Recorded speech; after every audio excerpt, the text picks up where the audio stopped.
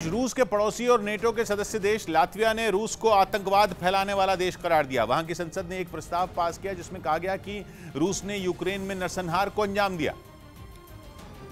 और रूस के पड़ोस में बसे इस छोटे से देश ने आंखें तरेड़ते हुए पूरी दुनिया को बता दिया कि पुतिन ने यूक्रेन में जो किया वो आतंकवाद से कम नहीं।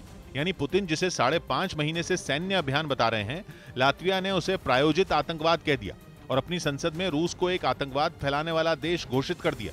उसने आरोप लगाया कि रूसी सेना यूक्रेन में लोगों को बेरहमी से मौत के घाट उतार रही है। पुतिन की फौज ऐसे खतरनाक बमों का इस्तेमाल कर रही है जिनसे बड़ी संख्या में यूक्रेन के नागरिकों की जान जा रही है।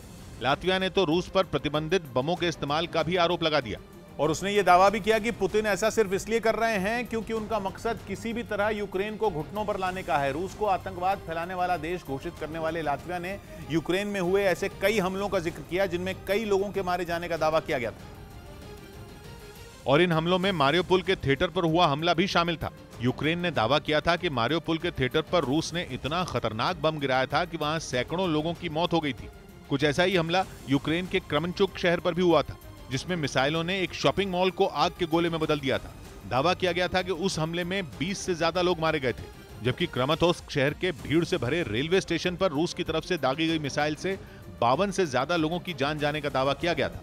और यूक्रेन पर हुए इन्हीं हमलों को एक एक कर गिनाते हुए लातविया ने सांसदों ने रूस को आतंकवाद फैलाने वाला देश घोषित कर दिया और साथ ही यूरोपियन यूनियन से रूसी नागरिकों का वीजा बंद करने की अपील भी की। यूक्रेन की जंग के 5.5 महीने से ज्यादा हो जाने के बाद महज 19 लाख की आबादी वाले एक देश ने पुतिन की बखिया उधेड़ कर रख दी। कभी यूक्रेन की तरह ही सोवियत संघ का हिस्सा रहे लातविया ने पूरी ठसक के साथ रूस को आतंकवाद का समर्थक देश बता दिया, जबकि इस छोटे से देश की सीमा रूस और बेलारूस दोनों से लगी हुई है।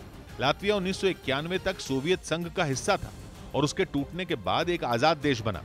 2004 में लातविया नेटो का सदस्य बना था और शुरू से ही यह देश यूक्रेन के युद्ध के लिए रूस को लताड़ लगा रहा है। जंग की शुरुआत में तो इसने एक प्रस्ताव पारित कर अपने नागरिकों को यूक्रेन में रूस के खिलाफ लड़ने की छूट तक दे दी थी।